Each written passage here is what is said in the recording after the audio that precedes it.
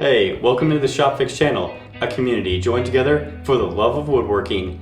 In this episode, I want to show you how to build a center marking jig so you can mark the middle of any of your boards. And I'm going to be building a new one of these because I'm going to be resawing a lot of 2x4s and I need to mark the middle of the board. So if you want to build a center marking jig, stick around. Let's get right into this. Shopfix. It's for the love of woodworking.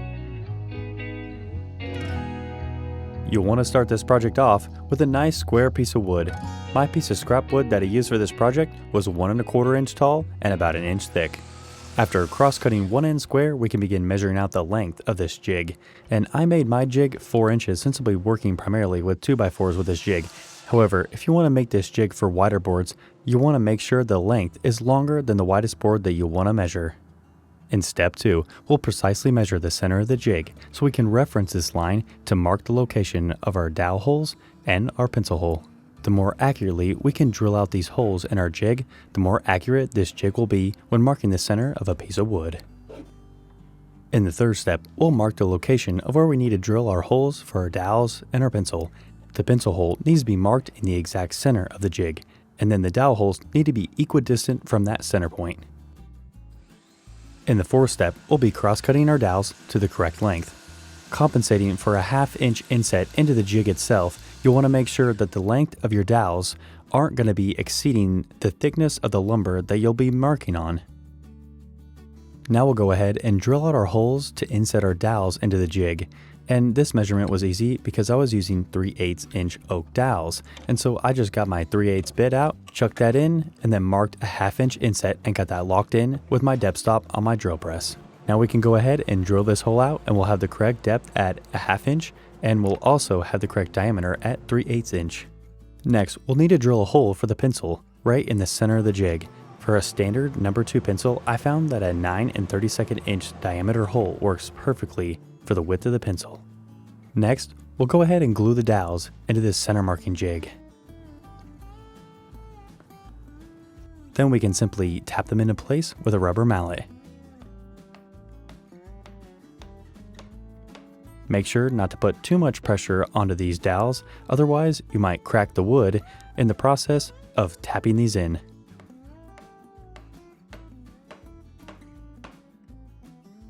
Well, now we got the basic structure of this center marking jig all complete.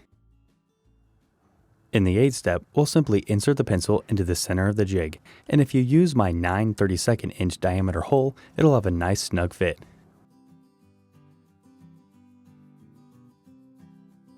Alright, now we got our center marking jig all complete. We have our holes exactly drilled in line with the center marking pencil, and we have our dowels in. They're glued into the holes, and we have enough thickness of the board to where this pencil has no give. And one tip that I would mention is that some of the pencils that I've put in here were kind of lopsided in their sharpening. So what I mean by this is like the cone doesn't go to a perfect center point. It's kind of left or to the right, and it just depends on how the pencil's sharpened. But I found a few that were a perfect cone, and the tip of the pencil is actually in the center of the center marking jig. Alright, so now let's test out this center marking jig. To use a center marking jig, first you want to make sure the dowels are resting on the sides of the piece of lumber that you're trying to mark the center, and then apply pressure equally to the sides of the lumber with the dowels, as well as pressure downward as you mark the line across the board.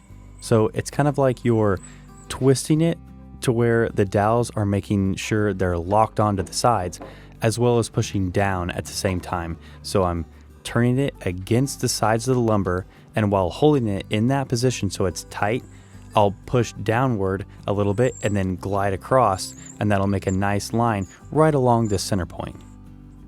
Because the center marking jig can't make it all the way to the edge, you'll have to finish up the line by hand.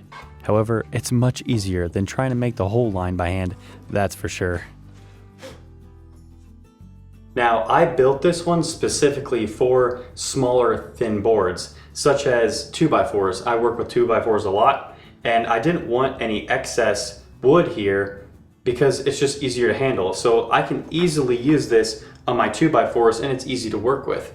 However, if you want to make the center of a much wider board, you're going to have to make a much wider center marking jig.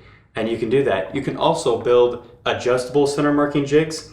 You could easily put a piece of wood and put several holes in it, and you can just simply move the dowels according to how wide your board is. So that's an easy way. However, I just wanted this one fixed for a 2x4, and if you're working with 4-inch boards or 5-inch boards a lot, you might just build a 6-inch center marking jig.